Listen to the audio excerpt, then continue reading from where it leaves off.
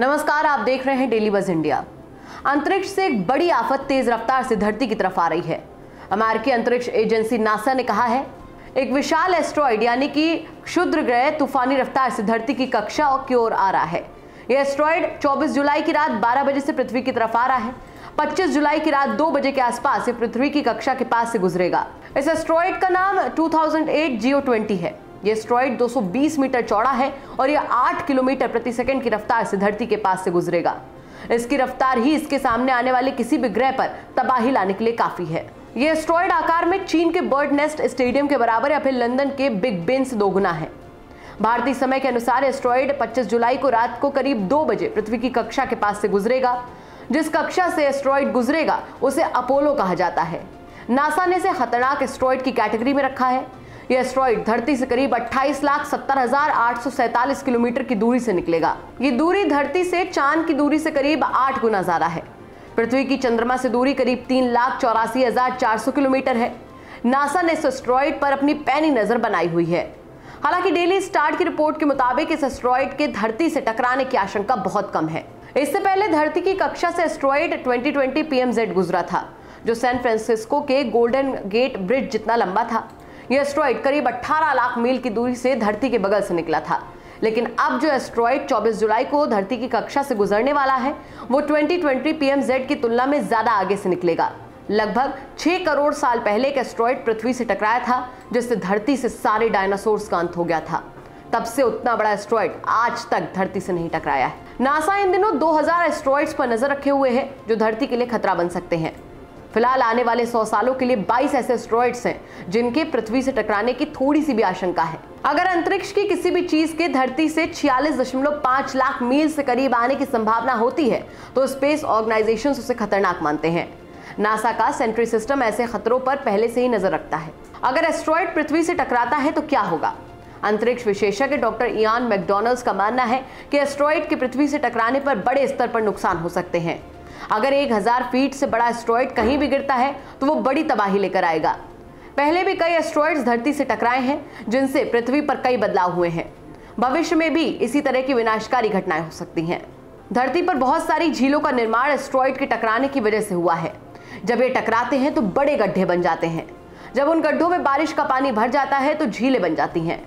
वैज्ञानिकों का यह भी कहना है कि पृथ्वी पर महाद्वीपों जैसे एशिया, यूरोप आदि का निर्माण भी करीब 3.8 अरब साल पहले एस्ट्रॉइड के लगातार टकराने से हुआ है। एक स्टडी के अनुसार पृथ्वी से डायनासोर्स के अंत का कारण भी ये एस्ट्रॉइड्स ही थे। वैज्ञानिकों का कहना है कि 6 करोड़ साल पहले जिस एस्ट्रॉइड के टकराने से डायनासोर का अंत हुआ, उस एस्ट्रॉइड का व्यास 9.6 किलोमीटर था। उसने पूरी दुनिया से डायनासोर्स और करोड़ों जीवों का खात्मा कर दिया था। अब जब धरती पर बड़ी संख्या में परमाणु संयंत्र मौजूद हैं, तो ऐसे में अगर कोई छोटे आकार का एस्ट्रॉइड भी पृथ्वी से टकराता है तो इसके विनाशकारी परिणाम सामने आ सकते हैं। अब तक इससे बचाव करने का कोई स्थायी तरीका नहीं निकाला जा सका है। अब सवाल यह है कि आखिर क्यों सुरक्षित कक्षा में घूमते हुए एस्ट्रॉइड्स अचानक धरती की तरफ भी आने लगते हैं। Space.com के मुताबिक जब अंतरिक्ष में घूमने वाला कोई भी पत्थर सूर्य की गर्मी से अपने रास्ते में थोड़ा भी बदलाव करता है तो उसकी दिशा और रफ्तार बदल जाती है। इसे यारकोवस्की प्रभाव कहते हैं। कई बार रफ्तार कम हो जाती है तो कई बार तेज भी हो जाती है। ये तेजी अंतरिक्ष में उस एस्ट्रॉइड की तरफ से आने वाली वस्तुओं के लिए खतरनाक होती है। ये एस्ट्रॉइड आखिर होते क्या हैं? एस्ट्रॉइड छोटी बड़ी चट्टानें या फिर पत्थर होते हैं। ये ग्रहों की तरह ही सूरज के चक्कर काटते रहते हैं, लेकिन ये आकार में ग्रहों से काफी छोटे होते हैं। इसीलिए इन्हें क्षुद्र ग्रह यानी कि बहुत छोटे छोटे ग्रह भी कहते हैं। हमारे सौर मंडल में ज्यादातर एस्ट्रॉइड्स मंगल और बृहस्पति ग्रह के बीच में ही पाए जाते हैं, जिसमें हजारों लाखों एस्ट्रॉइड्स सूर्य की परिक्रमा कर रहे हैं। मंगल और बृहस्पति के बीच पाए जाने वाले इन क्षुद्र ग्रहों को एस्ट्रॉइड बेल्ट कहते हैं।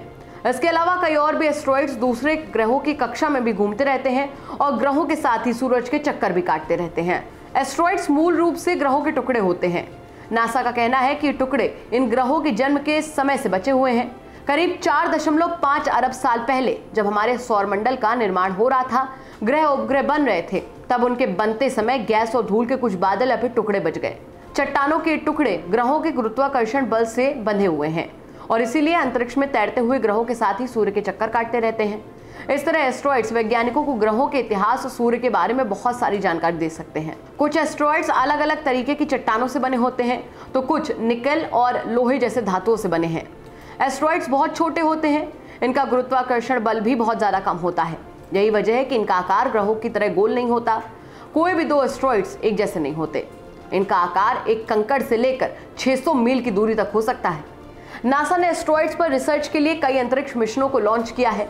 शूमेकर अंतरिक्ष यान साल 2001 में पृथ्वी के पास मौजूद एस्टेरॉइड एरोस पर उतरा था। अंतरिक्ष विशेषज्ञों के अनुसार उल्कापिंड एस्टेरॉइड का ही हिस्सा होते हैं। किसी वजह से एस्टेरॉइड के टूटने पर उनका छोटा सा टुकड़ा उनसे अलग हो जाता है, उसे उल्कापिंड कहते हैं। जब ये उल्कापिंड धरती के करीब पहुंचते हैं तो वायुमंडल के संपर्क में आने के साथ ही जल उठते हैं। ये ही हमें टूटते तारे की तरह दिखाई देते हैं, लेकिन ये वाकई में टूटते तारे नहीं होते और ना ही ये धूमकेतु होते हैं। तो ये थी हमारी खबर। आपको कैसी लगी हमें कमेंट सेक्शन में जरूर बताइए। साथ ही साथ हमारे चैनल को सब्सक्राइब कीजिए और बेल आइकन जरूर दबाइए ताकि दिन भर की बड़ी खबरें आपको मिलती रहें।